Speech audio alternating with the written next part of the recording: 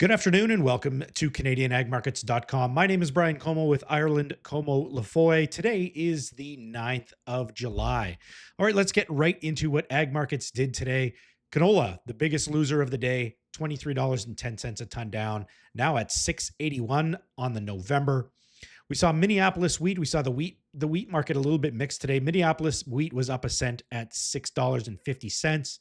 Kansas was up 1.5 cents at 5.24. Chicago was down 3/4 of a cent at 5.47. Soybeans were down 10 and a quarter today, also making a new low. Same thing canola did.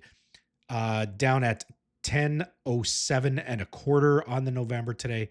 Bean oil was also down 73 points at 53.27 a pound.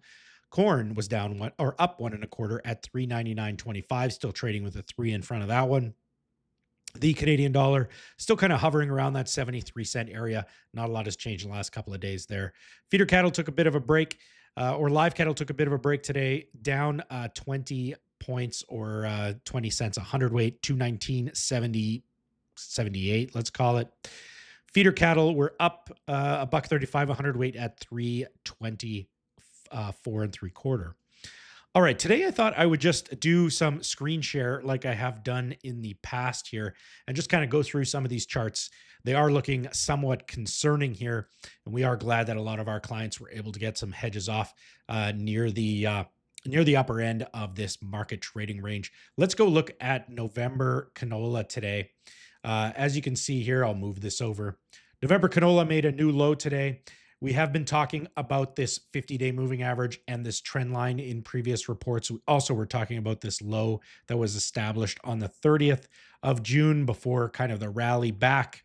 And we've broken all of those technical triggers now. The next set of support here we have is from the 2nd of June, and that low is at 665. So we could see a bit of a magnetic pull in that market there.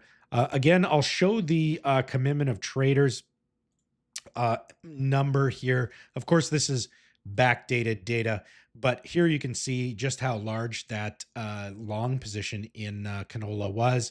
Last reported was 136,144. This has been the record long for a long position in canola.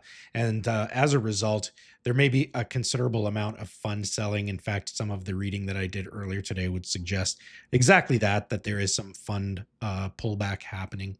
Again, seasonal patterns in this market don't favor a continued rally in canola, and we often see weakness as we move through the back half of July and into the even into the end of August before we see some recovery. So we could be following a seasonal pattern here.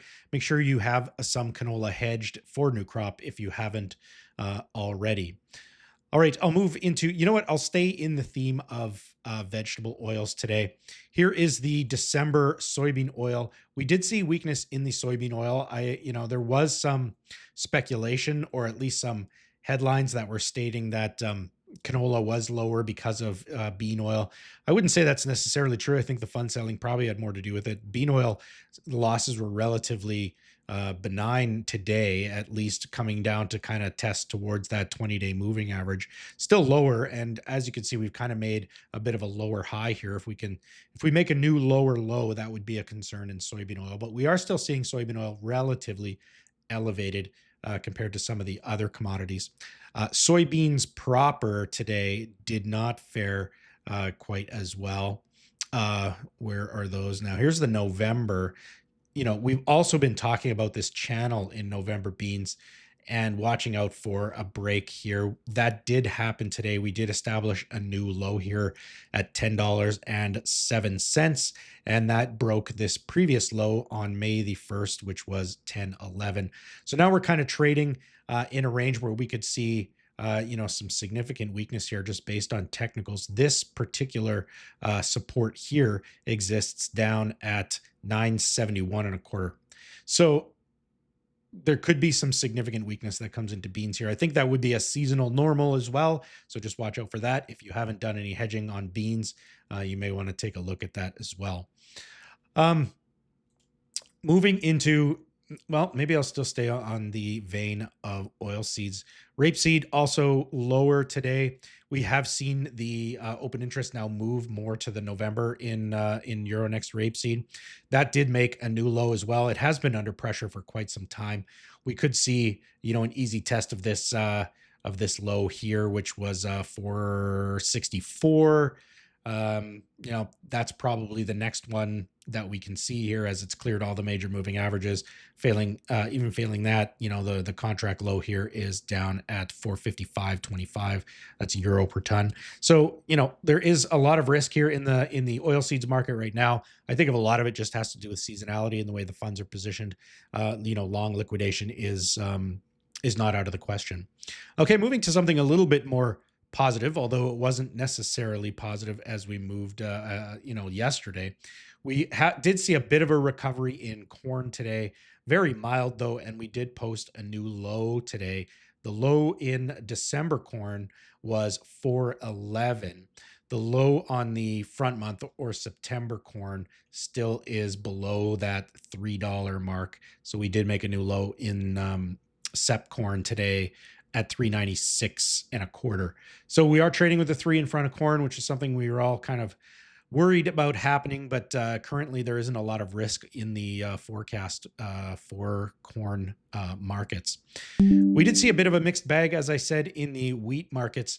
Spring wheat, December spring wheat ended up slightly. It is kind of still tracking sideways at this point inside of these major moving averages. We have kind of a trend line put in here. This Minneapolis wheat contract is still behaving a little bit better than the winter wheat classes. If I go and look at the Kansas wheat market here, you can see that we tested the previous low here today. So we did bounce a little bit off support. That's a good signal overall. We did end the day higher than what we opened at today, closing at 524 even. So it's possible we may see some support in the Kansas pit here.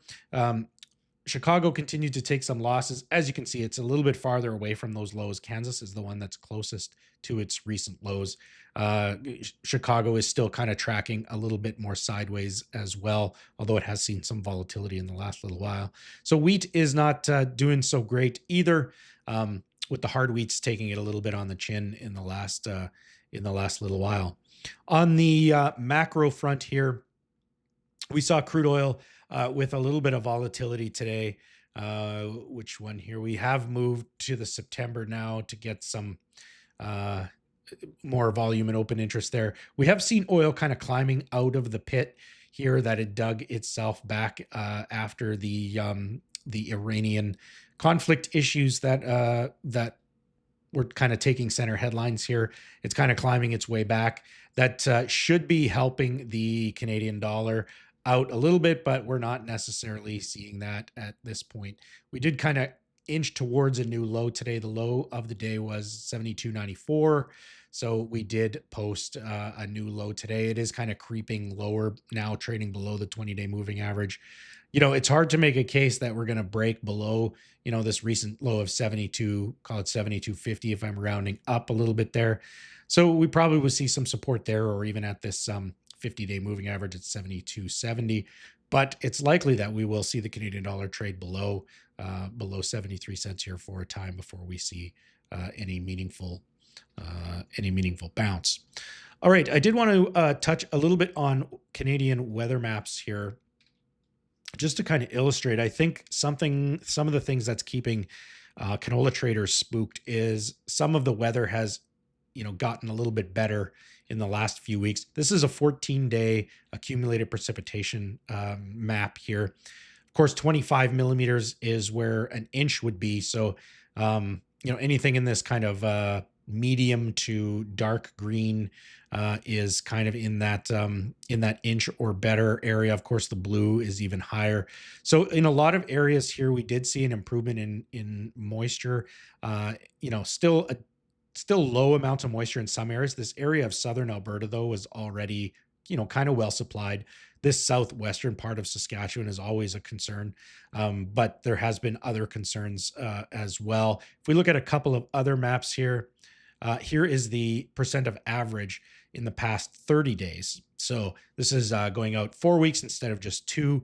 And as you can see now, a large swath of the prairies has received an average amount of rain over the last month. We have seen some deficits, more in the eastern part of Saskatchewan. This southwestern part of Saskatchewan seems to always be lower than average, although at some point you'd think that low precipitation would just become the average. But lots of areas of concern here still, although we did see some improvement in some major areas. This yellowhead corridor right from Edmonton to Saskatoon is big canola country. So a lot of the canola that was under stress is under less stress or maybe under no stress at this point, particularly as we move towards Edmonton. The crops look really good there as well. Here's kind of the drought index, the Palmer modified drought index that Agriculture and Agri-Food Canada also puts out. Um, it's showing not a lot of drought stress again in some of the areas that started off dry, and in fact, the areas east of Calgary here have just received a lot of rain and are above normal for precipitation. Again, southwestern Saskatchewan still at risk. Actually, a lot of areas of Manitoba and eastern Saskatchewan, still at risk there as well. Here's percentage of normal soil moisture. So this is a good indication as to how much moisture. And again, this is a couple of days dated. It's July 7th. Today's July 9th. But it does give an indication, at least, as to where some of the major problem areas are. That southwestern area of Regina is under some major stress, as is, the area around Yorkton and Westman as well is pretty dry. All right. We did also want to kind of let you know that we have updated our website. We now put all of these videos on our website at irelandcomolafoy.com, or you can actually just go to canadianagmarkets.com. And if you go to canadianagmarkets.com/video, we'll have all those videos posted here as well. If you're not subscribed to this YouTube channel, make sure that you are, as it really helps us out here. And we definitely like to see that number grow and watch our reach in the Canadian marketplace grow. Again, we're still a young company. We're still growing and we're having a lot of fun doing it. So hit that subscribe button if you like these YouTube videos, and we'll see you again tomorrow.